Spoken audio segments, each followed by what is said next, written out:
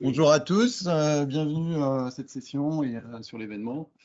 Donc la session va nous consister à montrer un peu les liens très forts entre Teams et SharePoint OneDrive et quelques bonnes pratiques ou quelques petits trucs et astuces. Devriez peut-être apprendre quelques petites choses à droite à gauche. Moi j'ai une question, peut-être qui utilise déjà Teams régulièrement, on va dire. Bon, tout le monde, ça va, super. Qui ne connaît pas du tout Teams? N'a jamais utilisé Teams, n'a surtout pas envie de l'utiliser. Bon, c'est bon. S'il y avait quelqu'un qui répondait, c'est qu'il n'était pas dans la bonne session. Ils sont filtrés à l'entrée, ouais, ils n'ont pas le droit de rentrer. Les sponsors, très important les sponsors sur des événements communautaires comme ça, parce que c'est eux qui nous alimentent, notamment en budget, mais pas que. Donc n'hésitez pas à aller les voir, à poser des questions, se renseigner un peu sur leurs offres. Ils aiment bien ça en général. Les sponsors Silver partenaires sont également aussi intéressés. Quelques mots de présentation sur moi. Je suis plutôt basé sur Paris, Versailles, pour être précis. Et même la banlieue de Versailles, pour être tout à fait précis. J'aime bien dire que je suis dans la banlieue de la banlieue, donc c'est la campagne, quoi, en gros. C'est ça qu'il faut comprendre. Mon travail au quotidien, c'est d'être architecte de solutions, c'est-à-dire proposer des solutions à mes clients autour de Office 365. Je suis vraiment spécialisé personnellement et ma société sur l'accompagnement autour de Microsoft 365. On ne fait que ça. Donc, on a au moins le mérite d'être vraiment focalisé sur le sujet. Et du coup, en général, voilà, on sait à peu près de quoi on parle. Je suis aussi conférencier et très ravi de reprendre des événements en physique. On a fait beaucoup d'événements online ces derniers temps dans Teams. C'était intéressant. Et bon, comme tout le monde, on est content de voir des vrais gens. Donc voilà, je pense que là, c'est bien parti pour reprendre quand même pas mal, sauf si le Covid nous refait des petites blagues. Je suis membre fondateur de la communauté AMS, donc c'est une communauté qui se donne pour objectif de faire des événements autour de Microsoft 365 en France et à l'international. AMS, ça veut tout simplement dire Azure, Microsoft 365, SharePoint, puisqu'on est plutôt une communauté qui est issue du monde SharePoint. Qui connaît bien SharePoint, aime bien SharePoint dans la salle? Ok, très bien. Puisque ça sera l'autre partie de la session. On va parler de Teams et de SharePoint et des liens qu'il y a entre les deux. N'hésitez pas à vous connecter sur les réseaux sociaux, en particulier LinkedIn, mais d'autres si vous voulez, sur Twitter, Facebook, il n'y a pas de problème. Et je suis depuis 11 ans maintenant, ça ne nous rajeunit pas, n'est-ce pas, Marc? Quelques années voilà, qu'on participe à ce genre à cette communauté, à ce genre d'événement, et donc depuis 11 fois MVP Microsoft. Qui connaît ce que c'est un MVP Microsoft? Voilà. Bon, tout le monde ne connaît pas, donc ça me fait plaisir de le rappeler. En fait, j'aime bien dire enfin, c'est pas moi qui ai eu cette phrase, mais je trouve qu'elle résume bien la situation. On travaille pour Microsoft, on fait une partie de leur boulot, mais on n'est pas payé par Microsoft. Ça fait toujours rire. Non, concrètement, ça veut dire quoi? Ça veut dire qu'on fait des événements, par exemple, comme aujourd'hui, où je vais parler des produits Microsoft. Donc, quelque part, je fais un peu peut-être ce qu'ils devraient faire.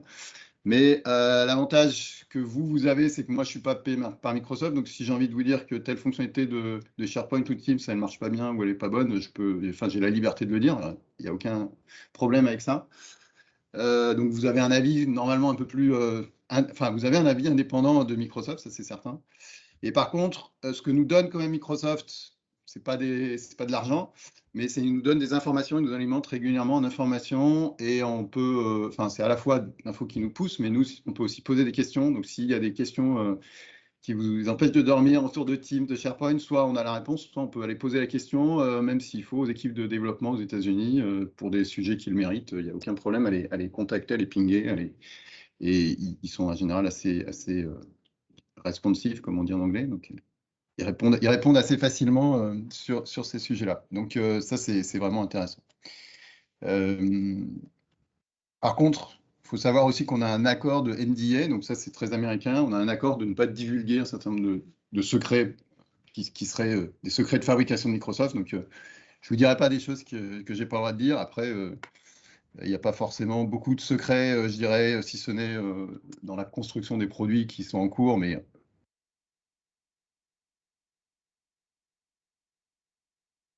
oui, public, énormément d'informations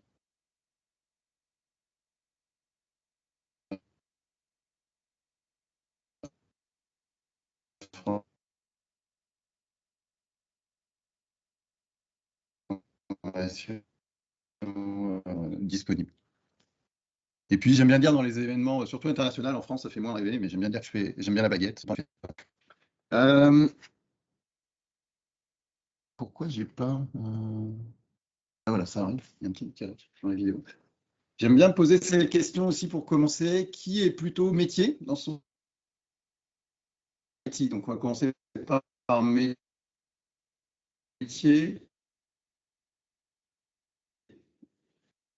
Soit vous travaillez chez un client final, soit vous travaillez tout pour un métier. Et donc, les autres, les gens qui sont toujours un peu mixtes. Ce que j'aime bien dire, c'est qu'il faut un peu des deux et que c'est la clé du succès d'un projet Office 365 ou Microsoft 365, c'est la bonne communication entre l'IT et les métiers dans la boîte. Si les gens ne se parlent pas, c'est très compliqué. Ou si ils ne sont pas d'accord, il faut arriver à trouver un terrain d'entente. Donc ça, c'est vraiment peut-être le meilleur conseil que je puisse vous donner sur vos projets, c'est essayer de... C'est pas toujours simple hein, de confronter les vues des métiers de l'IT sur les projets Office 365. Alors, cette session elle va être en 3 parties, très simplement. On va d'abord se focaliser sur l'interaction Teams SharePoint, après on parlera un peu de SharePoint, aller plus loin avec SharePoint, et après on parlera aussi de OneDrive. Donc le premier point fondamental, j'espère que, enfin, peut-être certains le découvrent, d'autres trouvent que c'est une évidence, mais Teams ne stocke pas de données. Teams, en fait, c'est un frontal, et toute la session va être un peu là-dessus. Teams, ce n'est que le frontal pour stocker les données qui vont se retrouver soit dans SharePoint, soit beaucoup plus rarement dans OneDrive. Donc,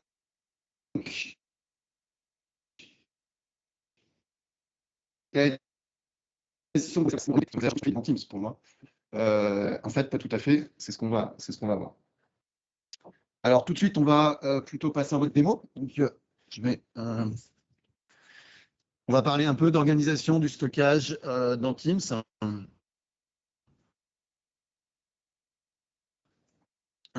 Et donc dans SharePoint, puisque là, encore une fois, va avec l'autre.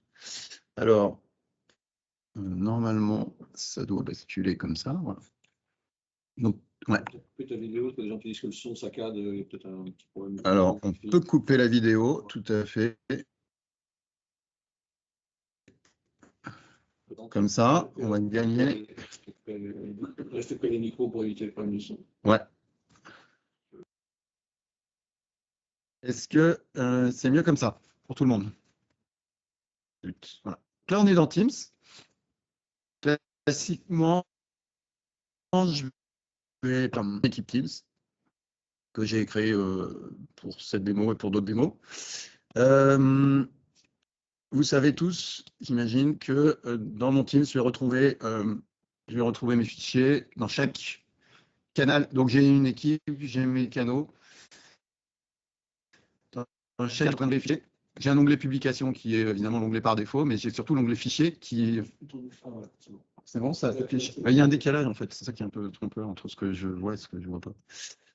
Vous avez l'onglet fichier qui nous permet d'afficher des fichiers. C'est un peu long. C'est l'effet des mots, ça commence bien.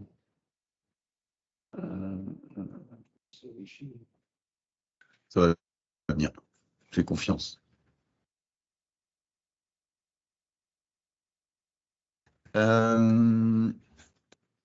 Donc, notre onglet fichier, il nous permet d'afficher des fichiers qui sont stockés dans ce canal-là. La première petit truc, c'est que pendant longtemps, on était bloqué dans les fichiers du canal.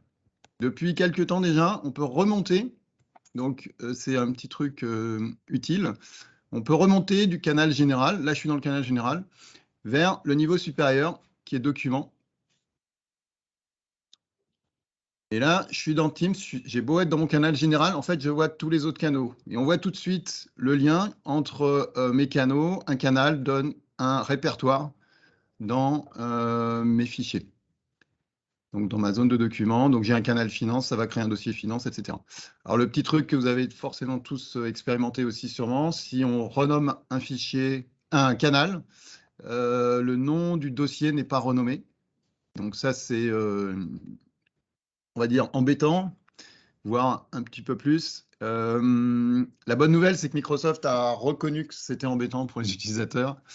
Et donc, ils ont accepté le fait que ça devait faire un upgrade, enfin, améliorer la fonctionnalité. Et du coup, prochainement, quand vous renommerez par exemple le canal finance en finance 2021, eh bien, le dossier va être aussi renommé. Et donc, il va y avoir ils vont faire la synchro, ce qui n'est pas le cas aujourd'hui, entre les noms de fichiers et les noms de canaux. Donc, ça, c'est plutôt une très bonne nouvelle. Euh, pour éviter les cas où justement on a créé le canal avec un nom et puis on change.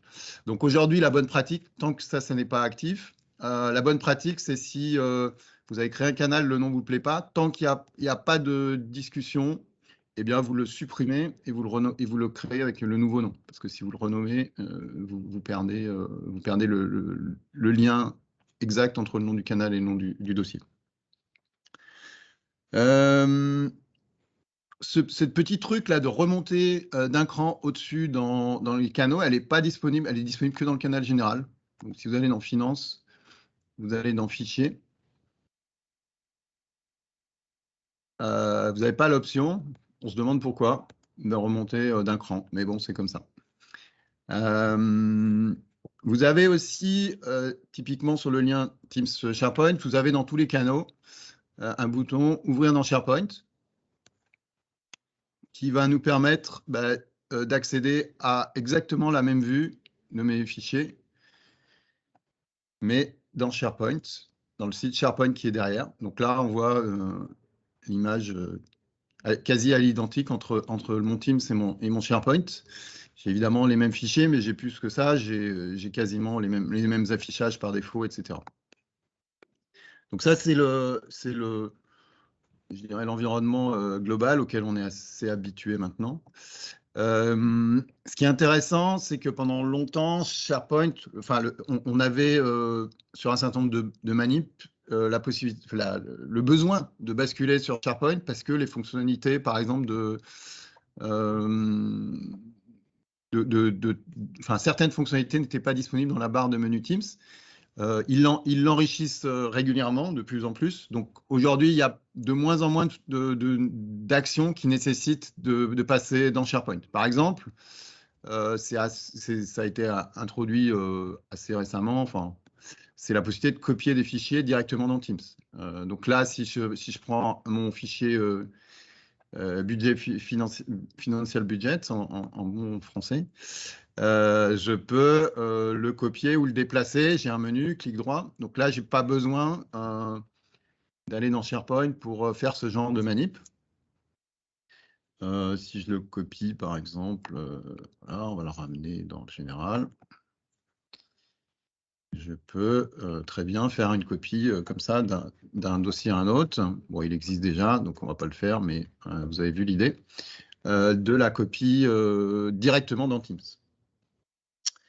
Ce qui est intéressant, c'est justement de se poser la question, quelles sont les actions que je peux faire dans Teams et quelles sont celles qui vont nécessiter que j'aille dans SharePoint. En fait, si on regarde un peu les menus que vous avez, j'ai dû faire ça sur une slide, une synthèse. Alors ça, c'est ce qu'on vient de voir. Accès au canaux, accès au dossier, déplacement. Ça, je vais y revenir. Il est où? Mon slide, voilà. J'aurais dû le mettre plus avant. Voilà, là j'ai fait une petite comparaison entre les menus auxquels vous avez accès dans SharePoint versus ceux que vous avez dans Teams. En haut, c'est le menu général quand vous sélectionnez aucun fichier. En bas, c'est les menus qui apparaissent quand vous avez sélectionné au moins un fichier. Et en fait, en jaune, donc j'essaie de faire un peu de stabilo jaune, vous avez quelque chose qui est important en SharePoint qui n'est pas disponible dans Teams, c'est le mode grille. Donc le mode grille dans SharePoint, c'est le fait de pouvoir avoir accès à ma liste de fichiers et faire des manipulations par copier-coller, grosso modo. Donc, si on veut faire des manipulations en masse, des renommages en masse, etc., il vaut plutôt utiliser cette vue-là. On a une option dans SharePoint exporter vers Excel. Donc, si vous avez une liste de, je sais pas, 1000 fichiers, et vous voulez les trier, les manipuler, il faut plutôt utiliser évidemment une vue dans Excel, ce sera plus simple. Vous avez des connexions vers la Power Platform, ça c'est aussi très intéressant comme menu. Power Apps est automatisé, en fait, ça va vous amener sur Power Automate.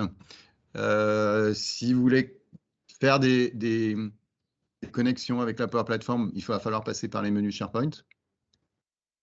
Et vous avez aussi des choses qui sont bien pratiques des fois, c'est m'avertir ou gérer des alertes dans SharePoint, même si ça, c'est les alertes un peu old school de SharePoint.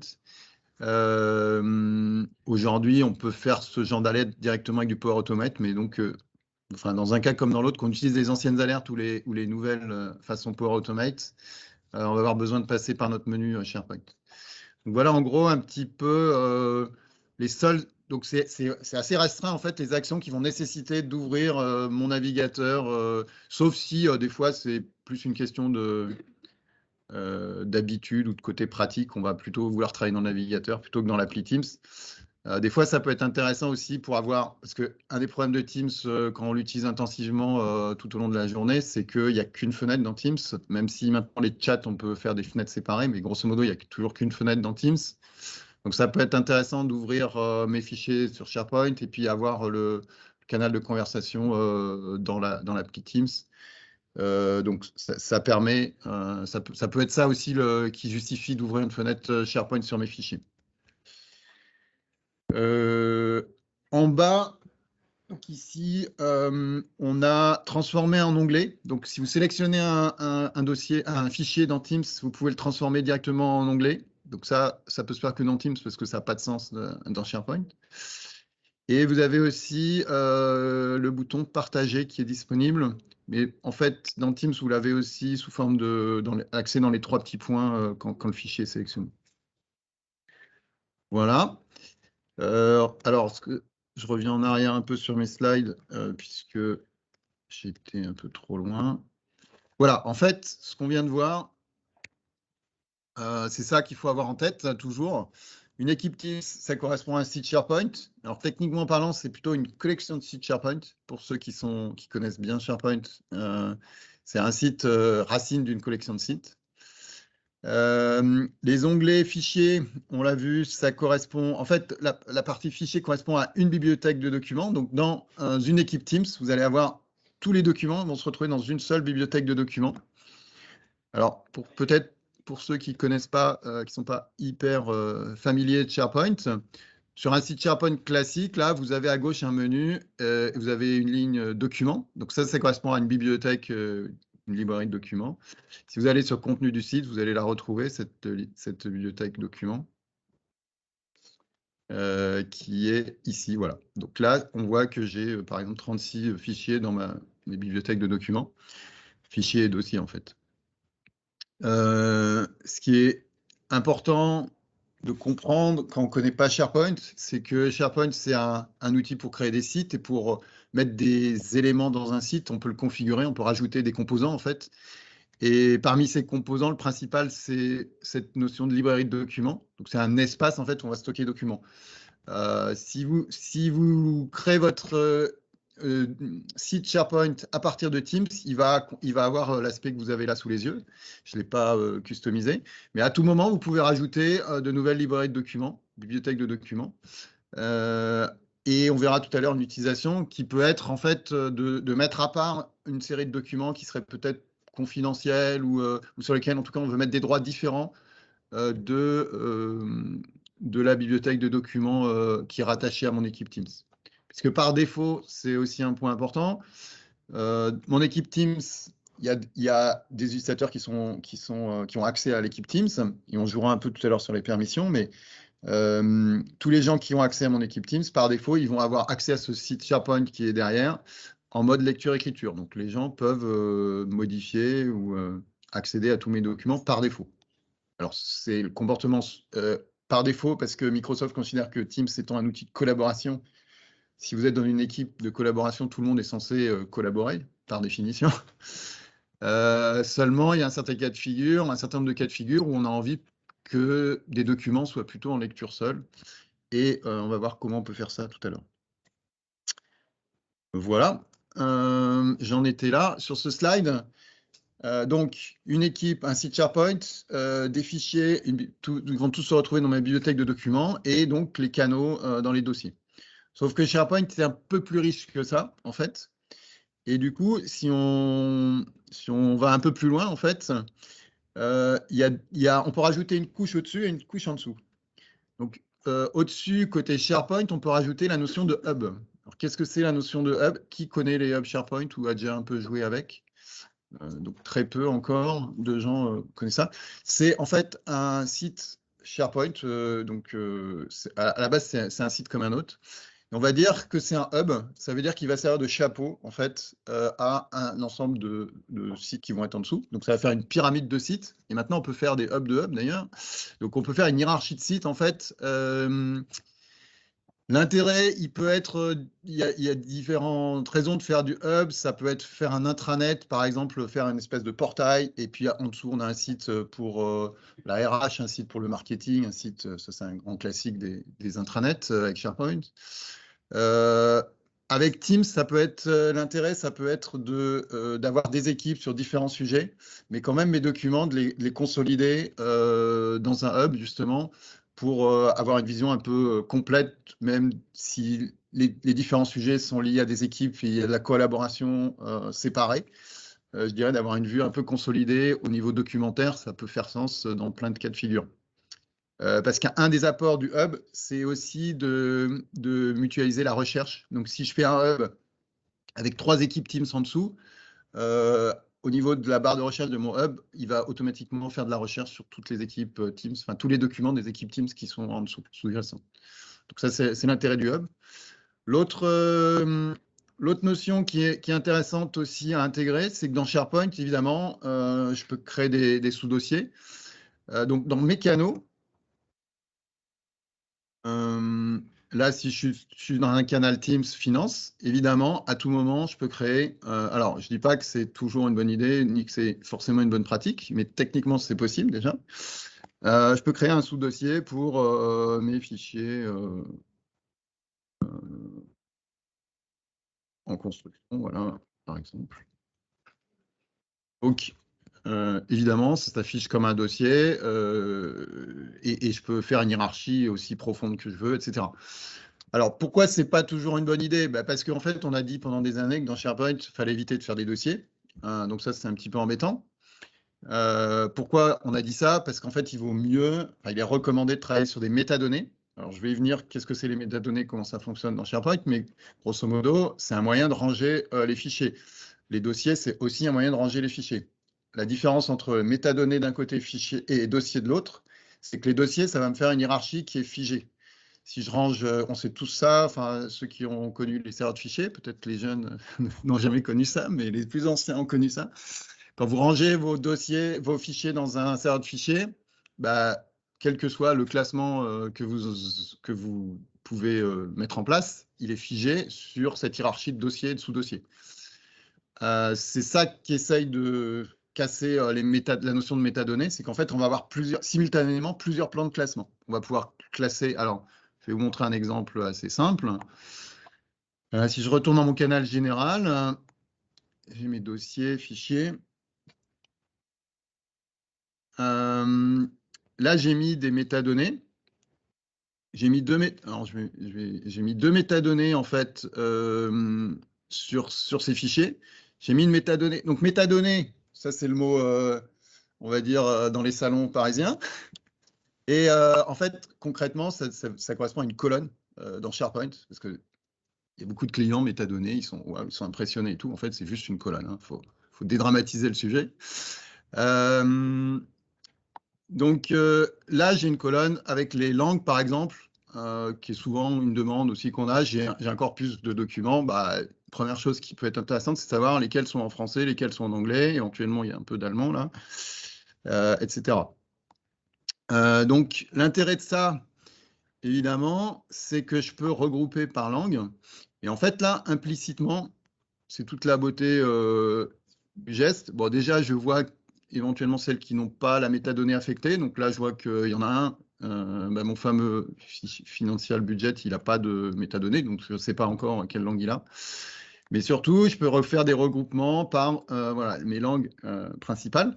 Donc là, en fait, c'est là où c'est très fort. Si je clique sur DE, j'ai un pseudo dossier virtuel, en fait. Donc on voit que l'affichage, il est exactement comme si j'étais dans un dossier qui s'appellerait DE et que j'avais mis mes documents dedans. Sauf que la grosse différence par rapport à un vrai dossier, c'est que je peux revenir en arrière et trier sur un autre critère qui serait plutôt, donc là j'ai une autre colonne qui est plutôt la localisation. Donc on va dire que c'est des fichiers qui ont été créés dans une entité de ma société. Et du coup là pareil, je vois les documents affectés par localisation. Donc là par exemple, si je clique sur, allez soyons un peu chauvin, on va aller sur Paris. Et du coup, là, j'ai un pseudo-dossier Paris. Mais on voit qu'en 2 clics, bon, là, je le fais sur 20 fichiers ou 30 fichiers, c'est pas forcément hyper spectaculaire. Mais si j'avais 5000 fichiers, ça marche exactement pareil. Si j'en avais 50 000, ça marche exactement pareil. Alors que sur votre serveur de fichiers, si vous devez le réorganiser, déjà à un instant donné, les dossiers ils sont dans un sens ou dans l'autre. Ils ne peuvent pas être dans les deux en même temps. Alors que là, avec mes métadonnées, je peux jouer. Et là, j'ai que 2 colonnes, je peux en avoir 25. Alors, il faut aussi être raisonnable sur les colonnes et les métadonnées. Il ne faut pas qu'il y en ait trop. Il y a une problématique aussi de savoir qui remplit ces métadonnées. Parce que si l'utilisateur, avant de déposer un fichier, il doit rentrer 15 ou 20 ou 30 métadonnées, l'expérience prouve qu'il ne le fera pas. Donc, soit il ne déposera pas le dossier, donc on va avoir peut-être des problèmes de capitalisation, etc., de contenu. Donc, il faut être très, très raisonnable sur les métadonnées, surtout sur les métadonnées qu'on va rendre obligatoires, puisque si elles sont obligatoires, il faudra forcément les remplir par définition. Bon, si elles sont facultatives, une partie des utilisateurs le feront, d'autres ne le feront pas. Donc, il y a plein de problématiques autour de ça, mais en tout cas, les métadonnées sont un outil vraiment essentiel pour ranger. Mais retenez que c'est un outil essentiel pour ranger mes documents dans différentes plans de classement simultanément. Oui. Il y a des possibilités d'ajouter des colonnes sur Teams Oui. et sur SharePoint. Donc Oui. cette fonctionnalité de métadonnées, c'est valable sur deux outils. En fait, on est exactement sur la même vue, c'est-à-dire que si vous ajoutez votre colonne dans Teams, elle est dans SharePoint et réciproquement en fait. D'accord. Et deuxième question, les différents types de colonnes et donc de métadonnées. Oui. Il y a des métadonnées gérées. Oui. Je ne sais pas s'il y a des influences et quelles. Enfin, je sais qu'il y a une influence. Il y en a. Quelles sortes d'influences? Ouais, tout à fait. Alors, il y a plusieurs questions là-dedans. Déjà, en fait, ce qu'on constate là, c'est que j'ai pas de bouton ajouter une colonne en fait dans Teams. Donc, faut forcément, ça fait partie des choses qu'il faut que j'aille faire dans SharePoint. Donc, pour l'ajouter, il faut que j'aille la faire dans SharePoint. Là, j'ai bien ajouté une colonne. Donc, juste pour vous montrer, pour ceux qui ne connaissent pas ou qui n'ont pas bien vu, non, c'est pas ça. Plus, il faut aller sur le plus. Enfin, déjà là, déjà vous avez là une liste. Je vais commencer peut-être par le commencement. Je vais un peu trop vite là. Si vous appuyez sur le plus, je vais revenir en arrière. Ajouter une colonne. Vous avez déjà un certain nombre de types de données. Donc effectivement, c'est un point important. Quand vous ajoutez une métadonnée, elle a un type. On est en informatique, on ne va pas stocker de la même façon du texte, des caractères, des chiffres, etc. Donc là, vous avez une idée des types disponibles. En gros, il y a du texte, des nombres. Un emplacement, ça va être une localisation géographique, donc ça va être des coordonnées nord-sud, enfin voilà, GPS, on va dire, ça va se mapper sur du GPS au final. Un nombre, oui, non, c'est évidemment un booléen. Une personne, ça peut être une personne de la société, donc c'est juste quelqu'un qui a un compte en fait dans l'environnement Microsoft 365 dans lequel on est. Date et heure, ça parle tout seul. Et pour répondre plus directement à votre question, il y a effectivement à ce niveau-là déjà un premier choix possible qui s'appelle choix justement. Donc, choix, c'est une des options la plus simple. Par exemple, ma colonne langue, là, c'est une colonne de type choix. L'intérêt de cette colonne, c'est qu'elle est très simple. Je vais juste spécifier, bah, voilà, je veux 3 langues, français, anglais, allemand, par exemple. L'inconvénient, c'est que si j'ai une autre équipe Teams, je vais être techniquement au niveau SharePoint dans une autre collection de sites. Et donc, cette colonne choix, elle ne sera pas visible dans l'autre collection de sites, donc dans l'autre équipe Teams. Donc, ils ont inventé un mécanisme qui permet d'avoir une métadonnée qui serait visible globalement sur l'ensemble de mon environnement, qui n'apparaît pas d'ailleurs, c'est un peu dommage à ce niveau-là. Donc, il faut aller dans le plus du plus. C'est là où on commence à rigoler. Et on arrive là-dessus, où vous retrouvez en fait toutes celles qu'on a vues, plus il y a quelques types supplémentaires, types de données supplémentaires, notamment les liens URL qui peuvent être bien pratiques, si vous voulez voir une colonne de métadonnées sur lesquelles il y aurait des liens URL. Une image directement. Alors, une image, je peux vous faire la démo très, très simplement, c'est toujours intéressant à voir. Si je vais dans marketing, par exemple, ça devrait marcher. Si j'ajoute une colonne, image, je l'ai déjà là. Si le problème des images, c'est évidemment de les alimenter, mais il y a une colonne en fait un petit peu, qui est gérée automatiquement par SharePoint qui s'appelle Thumbnail. Et en fait, il m'ajoute bien une colonne image et automatiquement, il va me la populer en fait par une copie du fichier. Donc, si c'est une présentation PowerPoint, ça va être la première slide. Si c'est Excel, ça va être une macro vue du tableau Excel. Bon, là, comme il est vide, c'est le quadrillage de mon tableau Excel. Mais en tout cas, ça vous montre ce que peut donner une colonne de type image. Et donc, tout en bas de ma liste des options, j'ai quelque chose qui s'appelle métadonnées gérées. Donc, c'est ça qu'il faut recommander d'utiliser, on va dire, si on veut utiliser des données qui vont être vues dans plusieurs équipes. Donc, typiquement, les langues, j'aurais pas dû utiliser l'option choix, j'aurais dû utiliser les métadonnées gérées, mais je voulais montrer les deux. Là, je l'ai utilisé pour ma colonne, si je retourne sur général. Donc, langue, c'est de type choix. Et par contre, location, alors c'est plutôt localisation, mais bon, on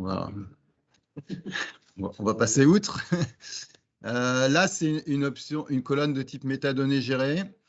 Et donc, si je vous montre comment ça se fait, en fait, quand je spécifie métadonnées gérées, j'arrive à une espèce d'arborescence comme ça, où j'ai l'ensemble des métadonnées gérées qui sont disponibles dans ma société, enfin dans mon environnement Office 365, on va dire plutôt. Et par exemple, je crois que là, j'avais dans mes démos Business Area. Je dois avoir une liste de... Non, Business Area, c'est plutôt des... Voilà, location. Voilà, donc là, j'ai une liste de villes, par exemple, que je peux utiliser. Et encore une fois, le gros intérêt de ces métadonnées gérées, c'est qu'elles sont visibles partout dans mon environnement. Donc, je peux les mettre à différents endroits. Je sais que ma liste, si je rajoute une ville, elle sera ajoutée partout dans les différents sites, ce qui est ce qu'on veut en général. Donc, voilà la différence entre les deux. OK, je regarde un peu le temps pour pas se laisser trop déborder.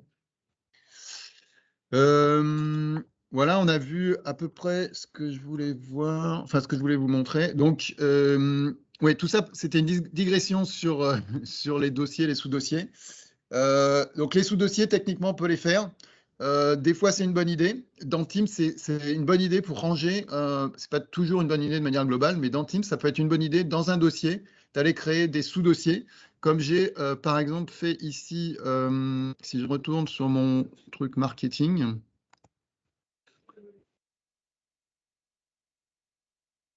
Ou finance, mais bon, peu importe, ça doit être à peu près pareil. J'avais un exemple. Oui, voilà. Par exemple, ici, j'ai créé des dossiers par fiscal year. Donc, tous mes documents marketing, si je les mets en paquet, je dirais, dans mon canal Teams, bah, ils vont être tous un peu mélangés. ça peut être une bonne idée une fois que l'année courante, peut-être je travaille à cet endroit-là, et une fois que l'année fiscale se termine, je les mets sous une forme de pseudo-archive, on va dire, dans un dossier. Comme ça, ils ne viennent plus me perturber à la fois visuellement, et puis si je veux les retrouver, j'ai juste à cliquer sur mon dossier. Donc c'est une très bonne manière d'organiser ces dossiers dans Teams. Le gros avantage aussi, c'est que je peux renommer, à la différence de marketing qui est associé à un canal Teams. Oui. Je t'écoute, que la bière est arrivée dans quelques minutes. J'ai soif tout d'un coup. La bonne nouvelle en fait de ces dossiers dans Teams, c'est qu'on peut les renommer sans problème de nommage à tout moment. Là où, je vous l'ai dit au début, il faut faire attention, le dossier marketing, je ne peux pas le renommer, sinon je vais perdre le lien entre mon canal et mon dossier. Donc c'est ça le gros intérêt de ces sous-dossiers dans Teams. On peut intégrer, alors ça c'est aussi une manip qui est pas faite souvent, mais on peut intégrer sous forme, alors je vais sur Finance par exemple.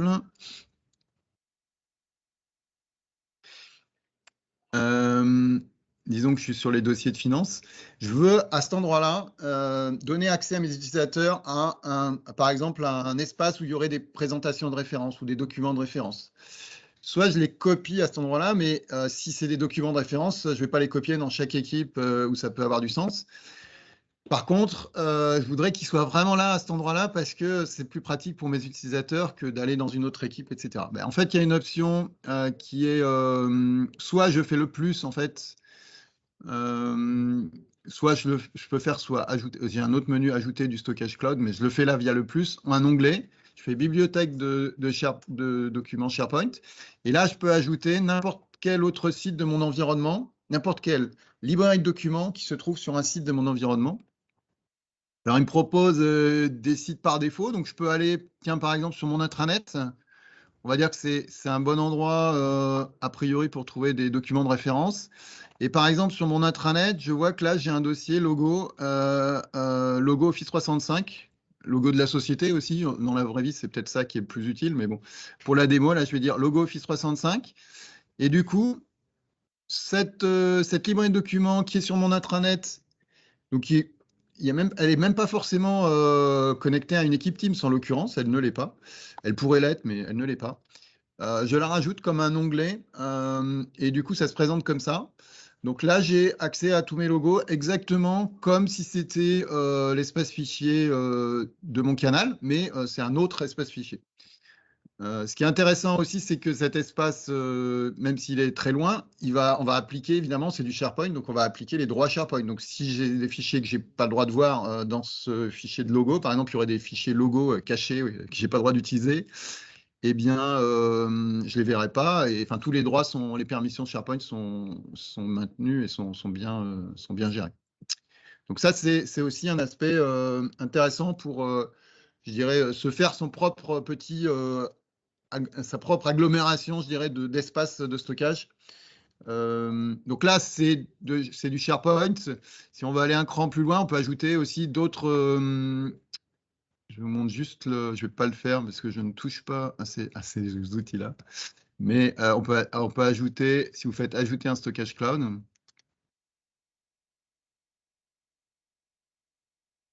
vous pouvez ajouter du Dropbox, vous pouvez ajouter du Google Drive. Mais moi, je me l'interdis. Mais en tout cas, c'est très pratique si vous avez ce genre de choses qui traînent dans votre environnement. Voilà les métadonnées. Un dernier point que je voulais vous montrer, je vous montre juste le slide parce qu'il faut savoir où c'est comment je connais, c'est une question aussi que souvent j'ai de mes utilisateurs, comment je sais la taille de mes fichiers, parce qu'on est dans le cloud, on ne sait pas trop. Alors vous avez deux façons de le voir, vous avez les slides, vous le retrouverez facilement. Dans la partie équipe, vous avez un tableau de bord en fait, et dans ce tableau de bord, il y a notamment la taille globale de tous les fichiers SharePoint de votre équipe en question. Et si on veut quelque chose d'un peu plus fin, d'un peu plus détaillé, il faut aller sur la partie SharePoint. Donc c'est une autre raison pour laquelle on peut aller, on a besoin d'aller dans SharePoint. Il faut aller dans les menus d'administration de la collection de sites. Vous avez une ligne qui s'appelle en français métrique de stockage. Et quand vous cliquez là-dessus, vous avez sur la droite le genre d'affichage que ça montre. Donc là, l'intérêt, c'est que vous voyez par canal dans Teams, donc par dossier dans SharePoint, la taille qui est prise par les différents espaces. Donc là, on peut avoir une vue assez précise de ce qu'on a dans notre... Une troisième façon d'avoir le détail, ça pourra être, on y arrive, si j'ai le temps de vous le montrer, mais je vous le dis dès ce moment-là, dans OneDrive, si vous synchronisez cette librairie de documents sur votre OneDrive, vous pouvez faire sur votre explorateur information et vous pouvez voir les détails, mais vous n'avez pas par dossier, il faut le faire à la main plusieurs fois, donc c'est compliqué. Autre question que je vois souvent me poser, c'est où on va retrouver les enregistrements de réunion. Depuis moins d'un an à peu près, les enregistrements de réunion ne sont plus gérés dans Stream, mais ils provoquent la création de dossiers, de fichiers vidéo dans SharePoint directement, qui sont stockés dans SharePoint. Et donc, si vous avez une réunion comme celle auquel on participe aujourd'hui, vous faites enregistrer dans Teams. L'enregistrement va se retrouver dans le canal directement, si c'est une réunion de canal. Il va créer un dossier recordings. Et alors peut-être qu'en français, c'est enregistrement, mais bon, voilà, suivant que vous êtes en anglais ou en français.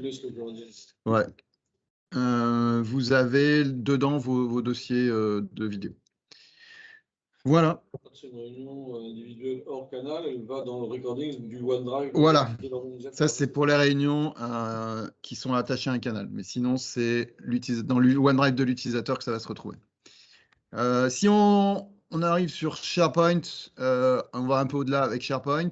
Les menus, on a vu. Une des capacités importantes de SharePoint qui peut être utile, même dans un contexte Teams, mais auquel on n'a pas accès directement dans Teams, c'est la notion de corbeille. Vous avez supprimé un fichier ou votre collègue a supprimé un fichier par erreur, ça arrive à tout le monde.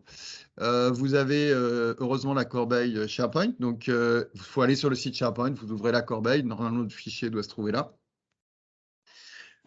S'il n'est plus là, c'est que soit il y a eu un certain temps qui est déjà passé avant que vous vous rendiez compte que le fichier a disparu, soit que volontairement la personne a supprimé dans la corbeille le fichier. Mais c'est pas grave, que ce soit malveillant ou par erreur, vous avez une corbeille secondaire dans SharePoint qui est accessible qu'aux administrateurs et qui va permettre d'aller vraiment retrouver encore une fois le fichier.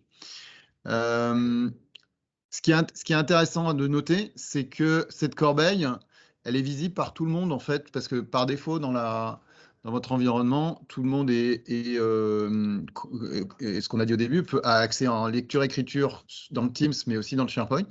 Et donc, les fichiers que moi, utilisateur, je supprime, tous mes collègues vont les voir s'ils accèdent à la corbeille du site. Donc, si vous voulez des documents confidentiels, vous les avez déposés là, vous faites supprimer, ils se retrouvent juste dans la corbeille.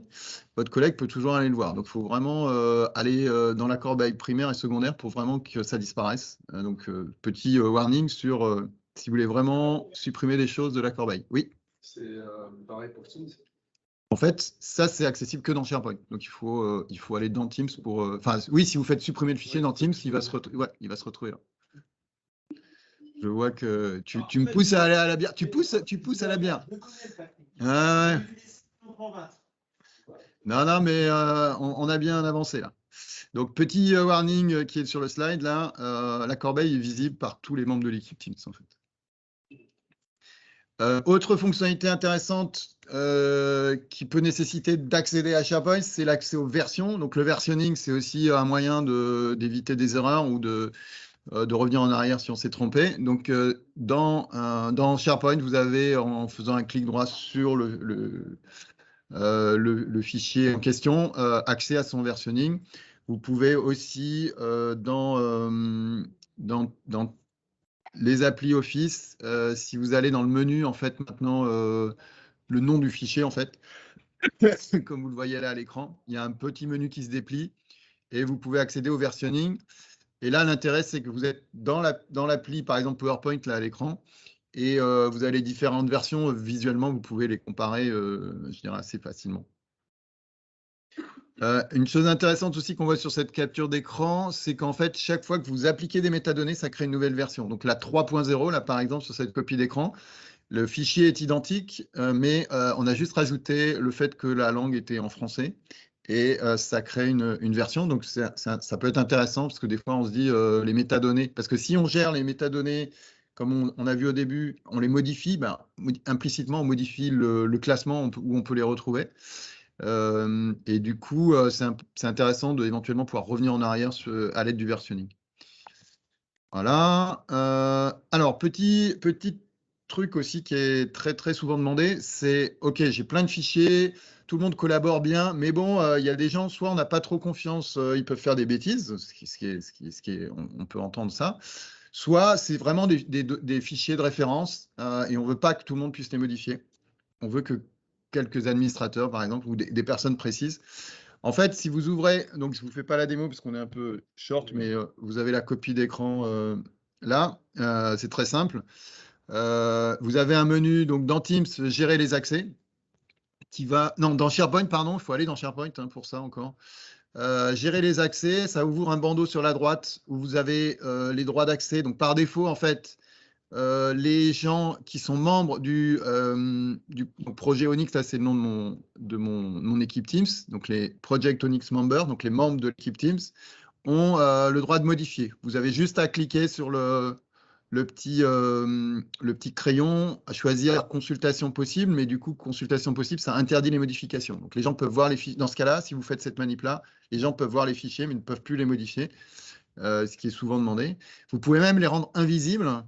Et à ce moment-là, vous supprimez carrément la ligne en fait Project Onyx Member. Il n'y aura plus que les owners, donc les propriétaires de l'équipe Teams, qui auront la visibilité. Donc ça, c'est une chose aussi assez sympa et assez forte avec SharePoint, c'est que si vous enlevez le droit de lecture, les gens ne voient pas le fichier, ne voient plus le fichier. Donc ça permet de masquer en fait à un certain nombre de personnes l'existence même du fichier. Et pourtant, il est stocké au même endroit.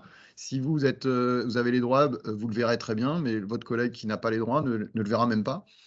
Donc c'est un moyen, bon, il faut éviter de jouer trop avec ça, mais alors, la recommandation de base, c'est éviter de mettre des droits spécifiques sur des fichiers, mais mettez-les plutôt sur les dossiers, c'est plus facile à gérer. Et pour finir, on arrive à OneDrive.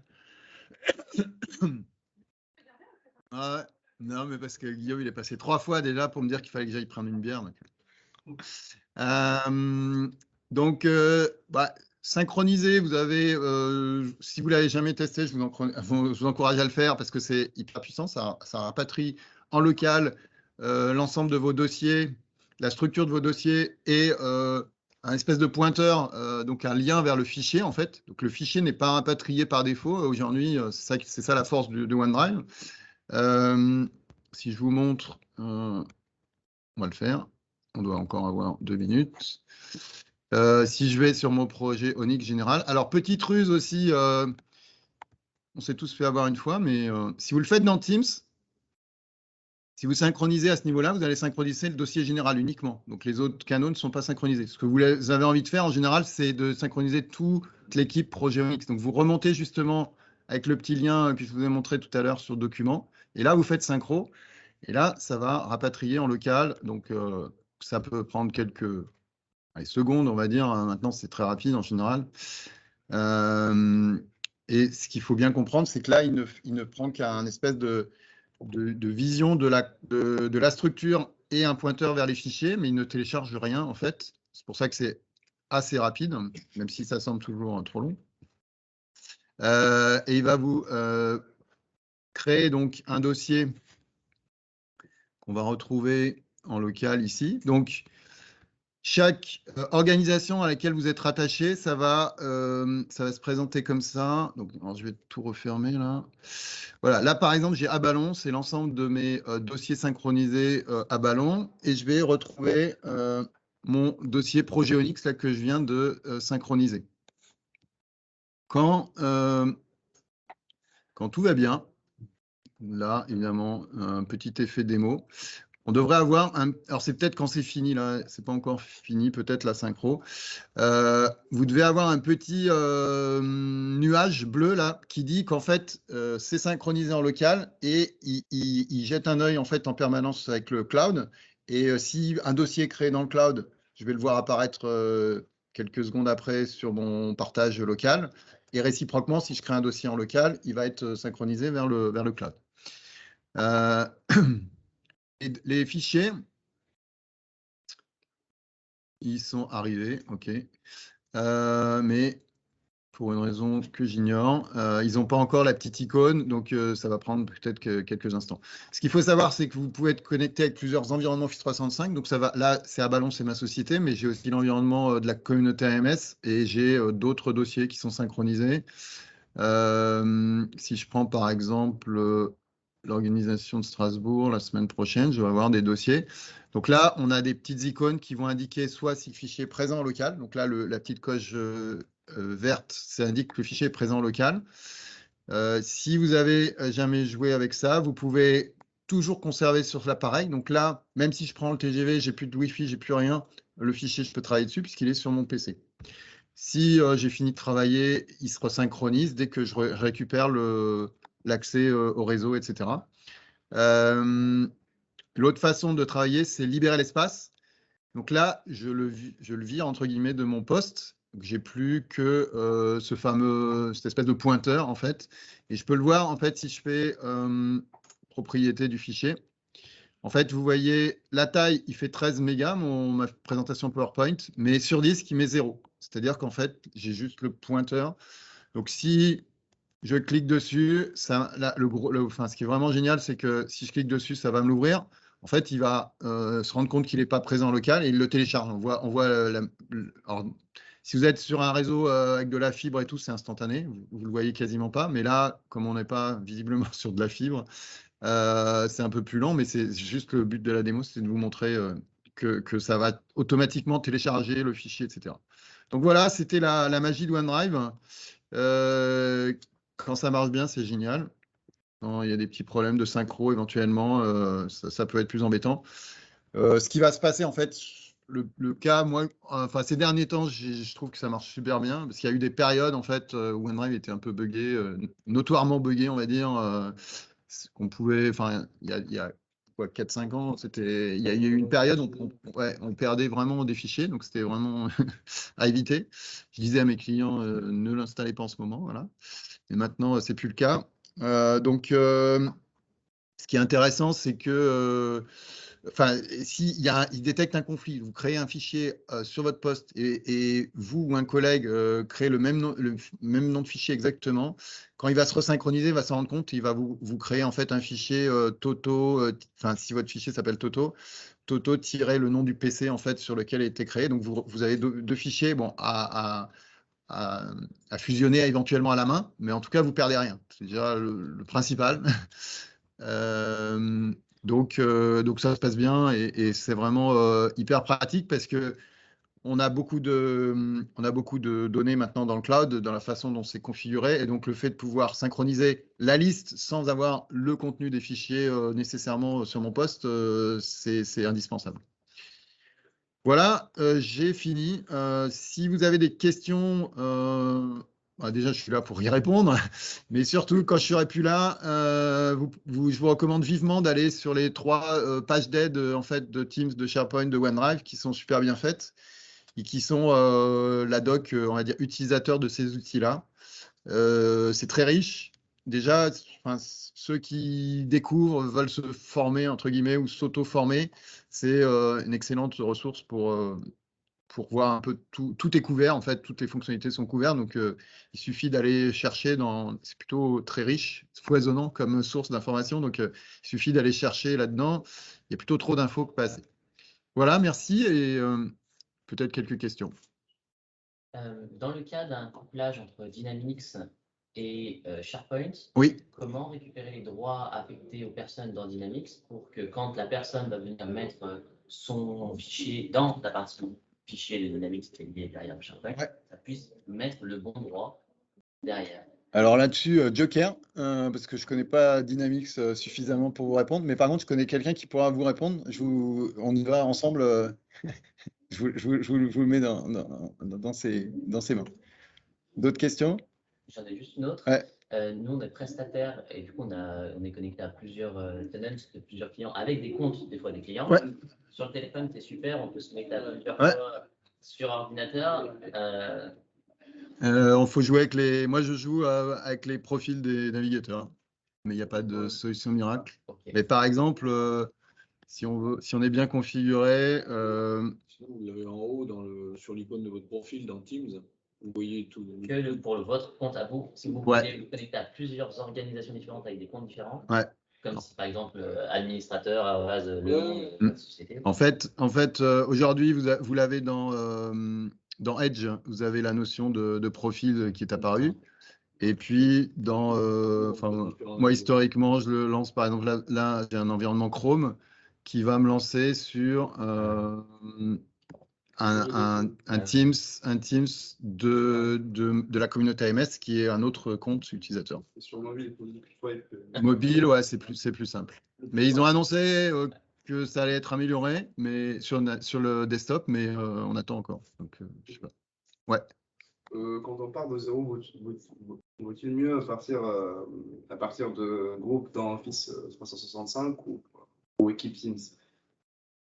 C'est une bonne question. Il faudrait faire une session là-dessus. En deux mots, je dirais plutôt Teams. Ouais. Mais après, ça dépend vraiment des cas de figure, etc. Mais plutôt partir pour faire simple, on va dire, sauf cas compliqués ou qui justifient. Mais pour faire simple, il faut partir de créer des équipes dans Teams. J'ai deux petites questions. Merci. Je reçois toujours des notifs de réunions que je ne suis pas dedans. Est-ce qu'on peut désactiver ça dans Teams? Des réunions dont vous n'êtes pas dedans. Alors, c'est probablement voilà, des réunions de canal. Donc, c'était. Ouais, alors, oui, ça, c'est une question. Nous, on a le problème, en fait, quand on crée un événement, on invite tous les participants à l'événement. Et si on ne fait pas attention, en fait, quand on va créer tous les. Et après, alors aujourd'hui, ils ont créé une réunion par salle, mais des fois, on crée une réunion par slot de speaker. Et du coup, tout le monde reçoit ces notifications. En fait, ça vient du fait que par défaut, en fait, quand vous créez une réunion de canal, tous les gens du canal, donc tous les gens de l'équipe, en fait, reçoivent la notification. Donc, ça, c'est le défaut.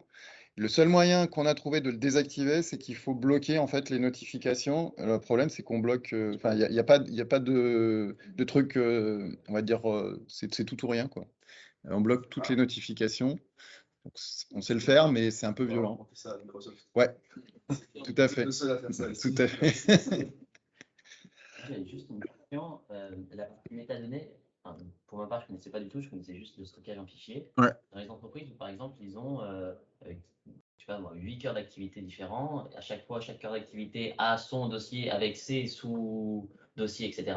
Ouais. Est-ce qu'il vaut-il mieux, si on prend un peu l'exemple du NoSQL, mettre un peu tout comme dans la même table et mettre des métadonnées ou... Ça, c'est la théorie.